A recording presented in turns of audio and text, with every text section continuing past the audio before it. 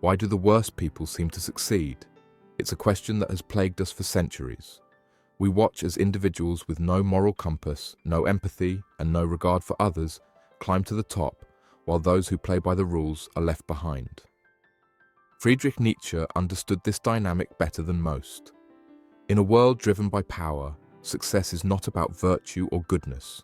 It's about strength, willpower, and dominance. Nietzsche saw the world as a battlefield where the strong thrive and the weak perish. And in this ruthless world, power is the ultimate prize. The worst people succeed because they know how to play the game. They're not hindered by questions of right or wrong. They don't waste time wondering whether their actions are just. They act, and in that action, they gain power. This is a brutal truth. We are taught to believe that goodness is rewarded, that hard work and integrity will lead to success. But Nietzsche exposes this illusion. The world does not reward goodness. It rewards those who are willing to do what it takes to get ahead, regardless of who they step on. Success, in Nietzsche's view, is not a reflection of moral superiority. It is a reflection of the ability to impose your will on the world. The more ruthless, the more effective, the more determined you are to achieve your goals, the more likely you are to succeed. It's a world where power is the only currency that matters, and those who have it determine the rules. At the heart of Nietzsche's philosophy lies the will to power, an idea that completely reshapes our understanding of success. It's not about being the nicest or the most virtuous, it's about the drive to assert control over yourself, others, and the world around you. The will to power is the force that propels individuals to rise above their circumstances, to reshape reality according to their desires. The worst people succeed because they understand this fundamental truth. Success is not given, it's taken. Power doesn't wait for permission, it demands action. Those who embody the will to power are not concerned with the opinions of others or the moral standards of society. They are focused on one thing, achieving their goals, no matter the cost. In Nietzsche's world, the good people are often the ones who sit back, waiting for justice or fairness to prevail. They waste their energy questioning why things aren't right or why others seem to be winning unfairly. The will to power, on the other hand, is about moving beyond this weakness. It's about not waiting for permission, not hoping for the world to change for you, but instead creating your own reality. The worst people succeed because they act from a place of self-determination. They bend the world to their will, manipulating circumstances to their advantage. They don't care about playing nice. They care about winning. It's a cold, hard truth, one that Nietzsche understood better than anyone. So, the next time you look around and wonder why those who seem the least deserving are thriving, remember, it's not about morality, it's about power. And those who understand this will always have the upper hand. Nietzsche was keenly aware of how resentment poisons the soul, but more than that, he understood how resentment can prevent us from achieving the very thing we want: power. Those who succeed, the so-called worst people, are often those who have learned how to use their resentment not as a hindrance, but as fuel. It's easy to feel resentful when others, who seem less deserving, rise to the top. We look at them and think, why them? Why not me? This is the voice of envy and bitterness that holds us back. The person who resents the success of others is often too focused on their own frustration to move forward. And Nietzsche would argue this is exactly why they remain stuck. They're trapped by their own emotional reaction. On the other hand, the worst people, the ones who often seem to win, are experts at using resentment strategically. They don't wallow in bitterness. Instead, they turn it into action. They use it to push themselves further, to strive harder, and to outmaneuver anyone standing in their way. For them, resentment isn't weakness, it's a powerful motivator. It gives them the drive to act when others hesitate. Nietzsche would argue that this is the critical difference between those who succeed and those who fail. The successful do not get bogged down by the limitations of resentment. Instead, they harness it. They use the world's indifference to their advantage, understanding that the only thing that matters is their ability to impose their will on the world.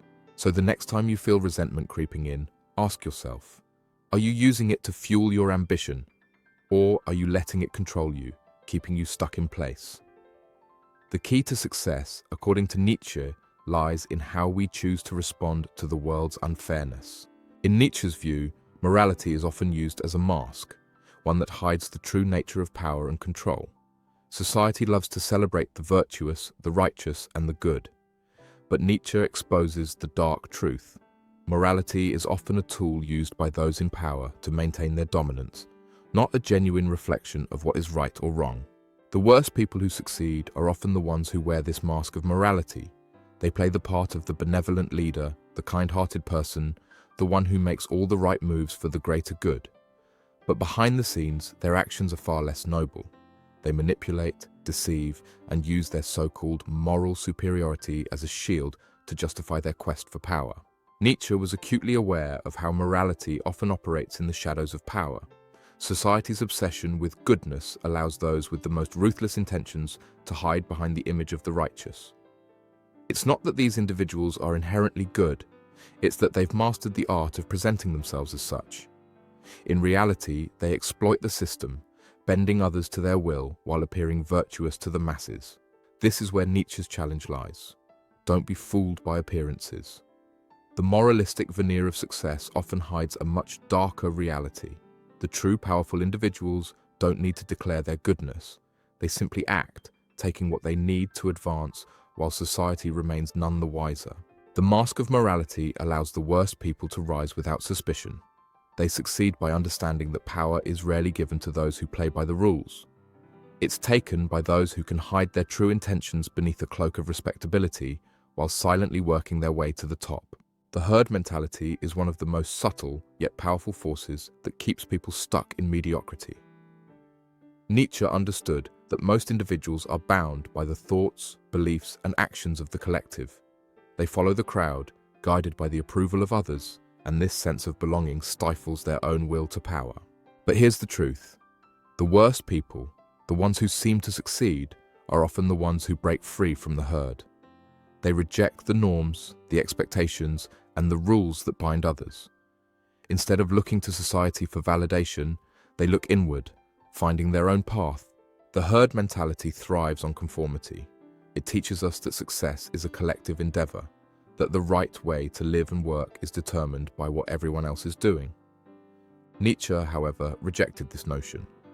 He believed that true greatness comes not from following the crowd, but from standing apart from it, from embracing the individual journey and the power of one's own unique will.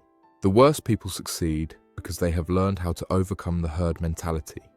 They don't waste energy trying to fit in or be liked. They understand that power comes from being different, from being unpredictable, and from doing what others won't dare to do. They're willing to step outside the comfort zone, to take risks that others shy away from, and to act according to their own desires, not the desires of the collective. Success, according to Nietzsche, is not about blending in with the crowd. It's about finding the courage to stand alone, to trust in your own vision, and to rise above the noise. Those who are willing to leave the herd behind will always have an edge over those who are content to follow. Nietzsche's world is chaotic. It's unpredictable, unforgiving, and filled with constant struggle. But here's the key. It's in this chaos that power is forged. The worst people, those who rise to the top despite their lack of moral character, understand that the world is not a place of comfort. It's a battleground, and to succeed, you must embrace the chaos, not fight against it. In the midst of chaos, the strong thrive. They don't panic when things go wrong. They adapt.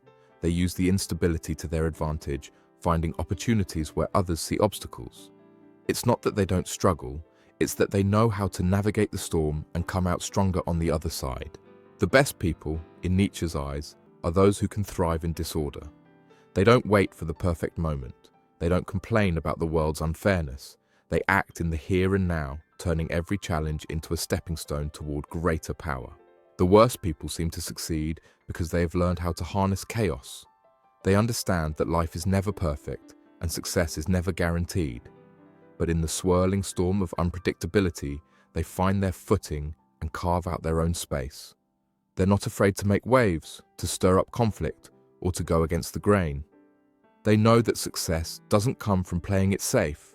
It comes from risking it all. If you want to rise, you have to stop resisting the chaos. You have to learn to use it. The worst people understand this. which is why they're often the ones who succeed. They're willing to face the disorder head-on, using it as a tool for growth, power, and transformation. The truth that Nietzsche offers is undeniable. Power is not a gift. It is not awarded to those who follow the rules or play by society's standards of goodness. It is seized by those who are willing to act with ruthless efficiency, who carve out their own path, and who are unafraid to challenge the established order. The worst people succeed because they are willing to push boundaries, to break the mold, and to embrace a truth that many are too afraid to acknowledge. Success in this world often comes down to strength, will, and the ability to manipulate the world around you. But here's the catch. Nietzsche is not just telling us that the bad will succeed. He's giving us the tools to rise above the noise and take control of our own fate. The choice is yours. You can either continue to live by the rules, letting others dictate your destiny, or you can take a page from Nietzsche's book and start building your own power, your own path to success. To create power is to embrace what others fear: independence, strength, and an unyielding will to achieve your goals. Don't wait for permission. Don't seek approval. Just act. And in doing so, you'll find that the rules of the world don't apply to you.